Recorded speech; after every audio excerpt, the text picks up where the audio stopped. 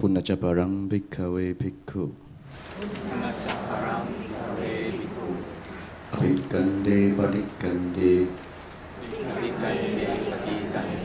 Sambhajanakari hoti. Alokite vilokite. Sambhajanakari hoti.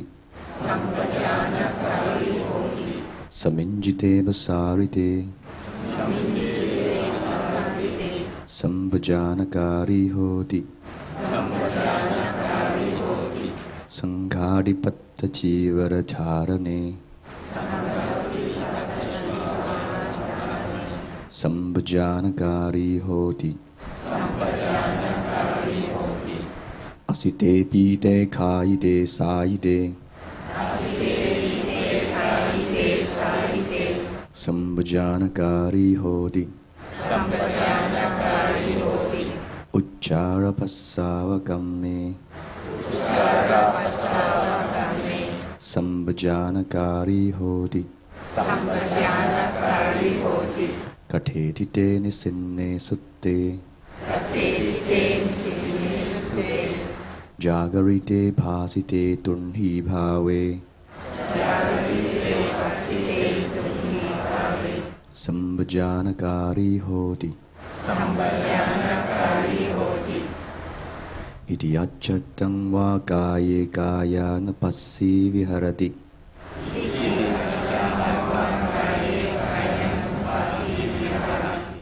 Vaitha va kaye kayana passi viharati.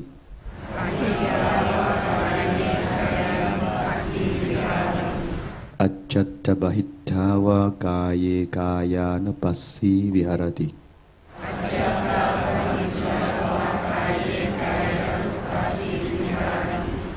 Samudaya dhammana passiva.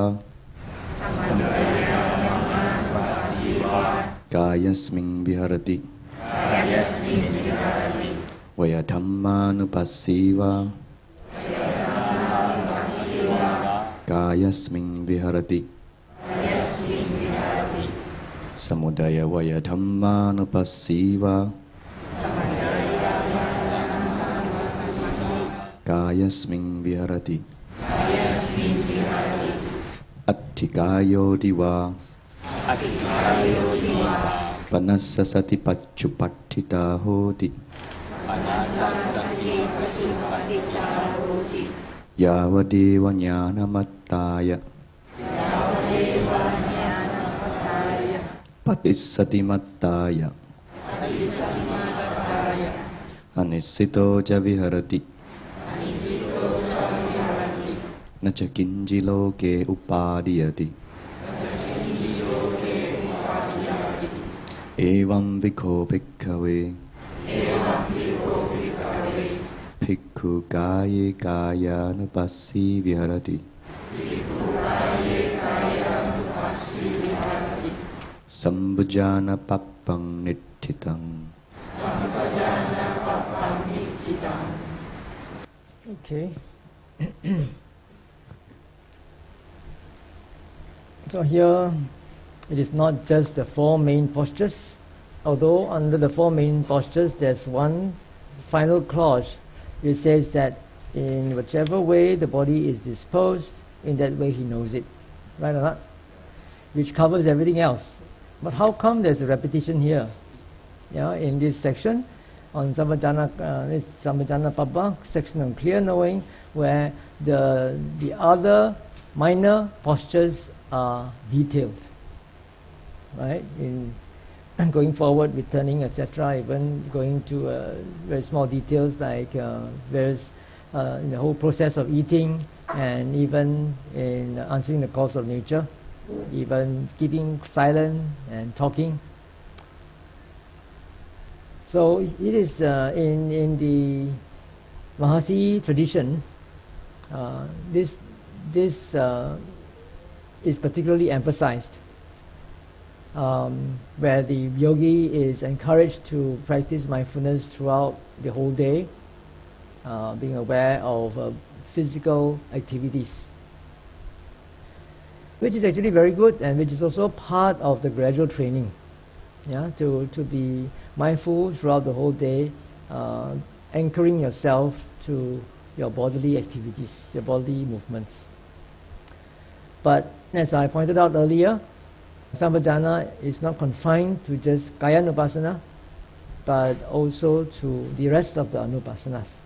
So even if you want to be aware of the bodily processes, it is still important to have Sampajana of your thoughts, feelings and perceptions. All right?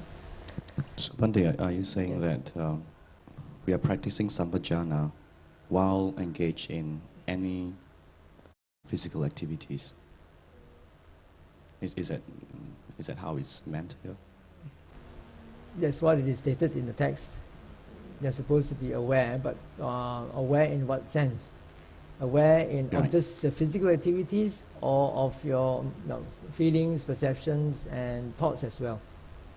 Because these are connected to the body activities. So- Before you can do anything, you have to, process your intentions to see whether it's appropriate So or not. it is not so important as to pay attention to what you are doing, but you practice this sampajana while doing these things, meaning to say, regardless of what you're doing physically, you're practicing sampajana.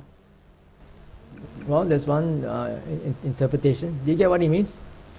It's not so much being aware of your physical movements or the physical sensations in your body, but practicing clear knowing, acting in a clear way while carrying out your daily activities means actually watching your mind, being aware of what's happening in your mind while you are going about doing your daily activities. Can you see the difference? It's not just being aware of physical movements, intending to stretch or turning, the physical process of turning, but the what is going on in your mind. Why do you want to turn? As you turn, what is your reaction or response to the turning, to looking, and so forth. Okay, that's one way of interpreting. That is a sampajana that is included in all the four Satipatthanas. Yeah, you're supposed to practice sampajana in all the four Satipatthanas. This is one of the prerequisites for practicing Satipatthana.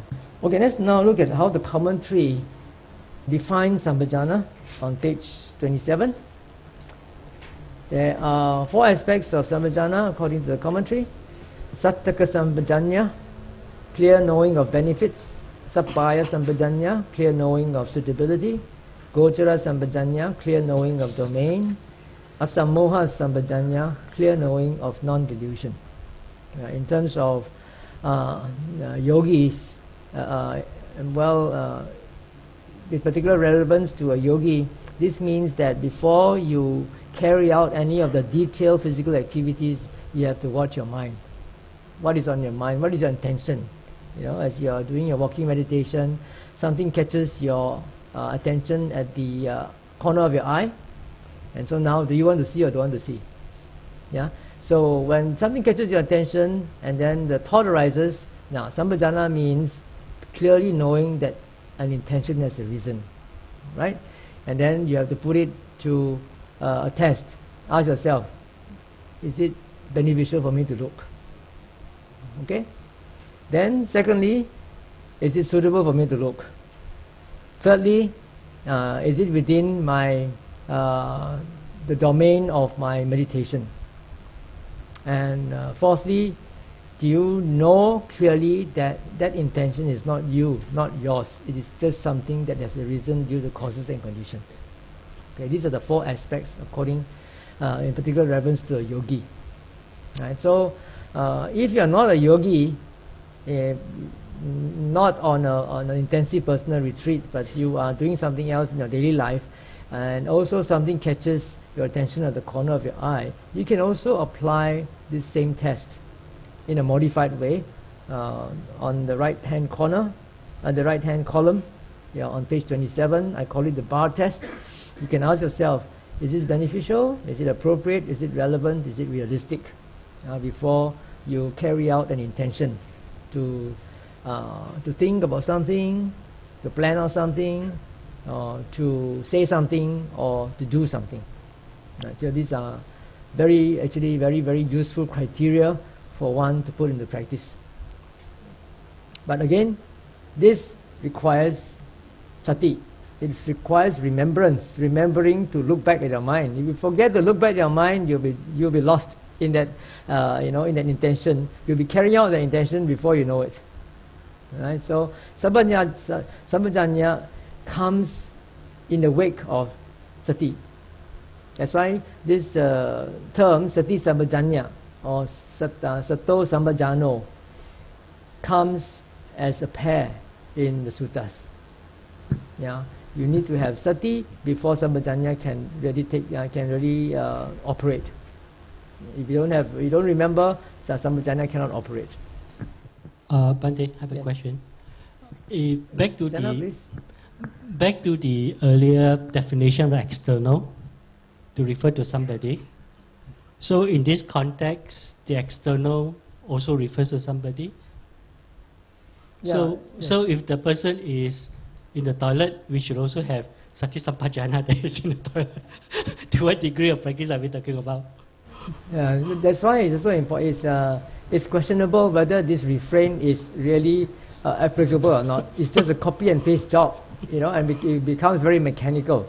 Or it could actually, in this context, could actually refer to more oneself rather than somebody else. Yeah. Then what is external? Yeah, I mean the external may not even be in the picture. In some of the context, if the person is walking, running, you can see that. But in certain situations, you may not know. Like if the person is in the room, you wouldn't know whether the person is sitting, standing, or lying down. Well, if you don't see, you don't know. You don't have to know. Yeah, so that's why I made here. In certain situations, that sati sampajana may not apply at all. Of course. It applies only when you are involved in it, or when you actively see that person, doing something. Right. But the one you bring out is also very important. Is you question this relevance of this refrain to be applied to all the exercises. Maybe it's not as simple as that. Maybe it's not as mechanical as that. Maybe it shouldn't be there at all. Right? Yeah. So don't just accept everything hook, line, and sinker. We have to use our discretion. Okay. Now there's supposed to be something before your tea break. Tea break is at 4. Maybe we come back and go for tea break first, and then we come back and we do some guided meditation on clear knowing.